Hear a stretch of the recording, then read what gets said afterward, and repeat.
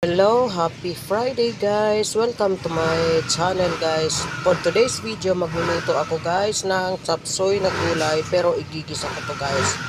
Ito ang aking mga isasahog. Bawang, sibuyas, nilagyan ko ng isang sili at lalagyan ko rin ng nor cubes at paminta guys. Ito ang aking ihalo.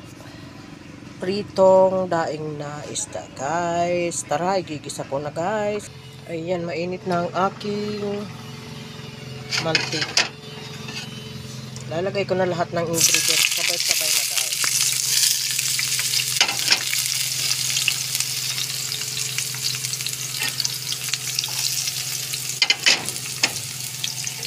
Ayan, gisa-gisa lang naman ito guys. Simpleng ulam ang aking iluluto ngayon. Palutuin lang natin ang mga ingredients, palabasin natin ang aroma. Malakasan ko ng apoy.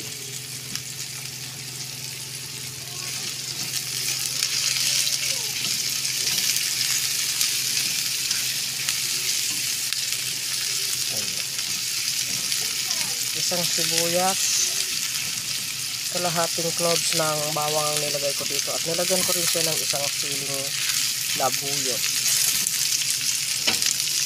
Ilalagay ko na yung aking paminta.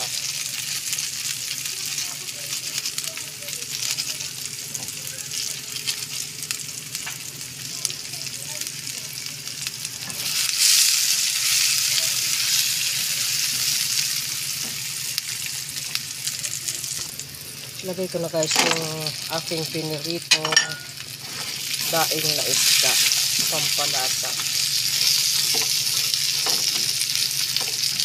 Isda, healthy yan guys, kapagulay. Ngayon, lagay ko na guys ang aking chopsoy na gulay. Halo-halong gulay siya guys. Meron siyang repolyo, meron din siyang sayote,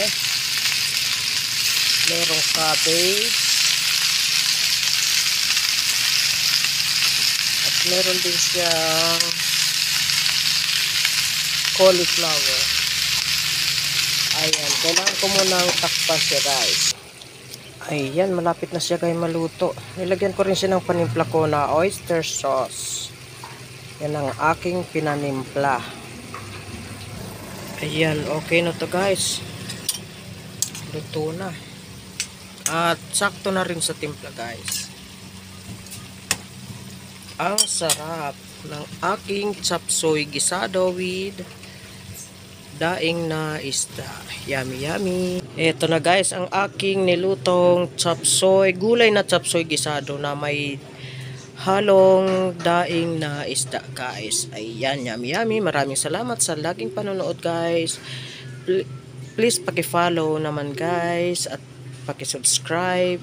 Kita-kita tayo sa aking mga susunod na video. Maraming salamat. God bless. Happy Friday.